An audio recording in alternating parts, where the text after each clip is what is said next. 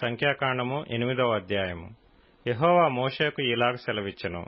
నీవు అహరోనుతో, నీవు దీపములను వెలిగించున్నప్పుడు ఆ 7 దీపముల వెలుగు దీపవృక్షమునకు ముందు పడునట్లు వాటిని వెలిగింపవలెనని చెప్పుమనెను.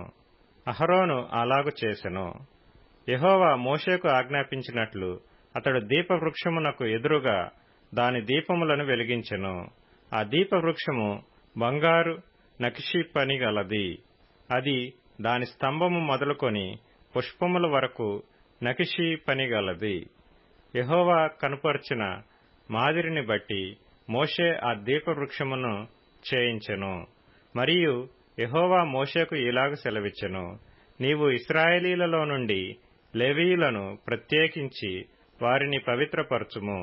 వారిని పవిత్రపరచుటకు నీవు వారికి చేయవలసిందేమనగా, వారి మీద పాప పరిహారార్థ జలమును ప్రోక్షింపుము.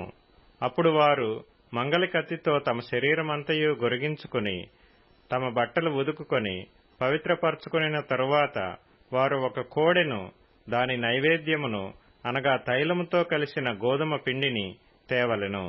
నీవు పాప పరిహారార్థ బలిగా మరి ఒక కోడెను తీసుకొని రావలెను. అప్పుడు నీవు ప్రత్యక్షపు గుడారము ఎదుటికి లేవీయులను తోడుకొని వచ్చి ఇశ్రాయేలీల సర్వ సమాజమును పోగు చేయవలెను. నీవు యెహోవా సన్నిధికి లేవీయులను తోడుకొని వచ్చిన తరువాత ఇశ్రాయేలీయులు తమ చేతులను ఆ లేవీయుల మీద ఉంచవలెను. లేవీయులు యెహోవా సేవ చేయువారవుటకు అహరోనును ఇశ్రాయేలీయులను ప్రతిష్ఠార్పణముగా వారిని యెహోవా సన్నిధిని ప్రతిష్ఠింపవలెను. లేవీయులు ఆ కోడెల తలల మీద తమ చేతులుంచిన తరువాత నీవు లేవీయుల నిమిత్తము ప్రాయశ్చిత్తము చేయునట్లు యెహోవాకు వాటిలో ఒకదానిని పాప పరిహారార్థ బలిగాను రెండవ దానిని దహన బలిగాను అర్పించి అహరోను ఎదుటను అతని కుమారుల ఎదుటను లేవీయులను నిలువబెట్టి యెహోవాకు ప్రతిష్ఠార్పణముగా వారిని అర్పింపవలెను. అట్లు నీవు ఇశ్రాయేలీలలో నుండి లేవీయులను వేరుపరచవలెను. లేవీయులు నావారై యుందురు. తరువాత నీవు వారిని పవిత్రపరచి ప్రతిష్ఠార్పణముగా వారిని అర్పించినప్పుడు లేవీయులు ప్రత్యక్షపు గుడారములో సేవ చేయుటకై లోపలికి వెళ్లవచ్చును. ఇశ్రాయేలీయులలో వారు నా వశము చేయబడిన వారు. తొలిచూలి అయిన ప్రతివానికిని అనగా ఇశ్రాయేలీయులలో ప్రథమ సంతానమంతటికిని ప్రతిగా వారిని నేను తీసుకొని ఉన్నాను. ఎలయనగా మనుష్యులలోను పశువులలోను ఇశ్రాయేలీయులలో తొలిచూలి అయినది యావత్తును నాది. ఐగుప్తు దేశములో తొలిచూలి అయిన ప్రతివానిని నేను సంహరించిన నాడు వారిని నా కొరకు ప్రతిష్ఠించుకొంటిని.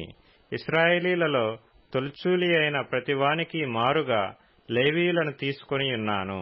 మరియు ప్రత్యక్షపు గుడారములో ఇశ్రాయేలీయుల నిమిత్తము సేవ చేయుటకును ఇశ్రాయేలీయుల నిమిత్తము ప్రాయశ్చిత్తము చేయుటకును ఇశ్రాయేలీయులలో లేవీయులను అహరోనుకును అతని కుమారులకును ఇచ్చి అప్పగించియున్నాను.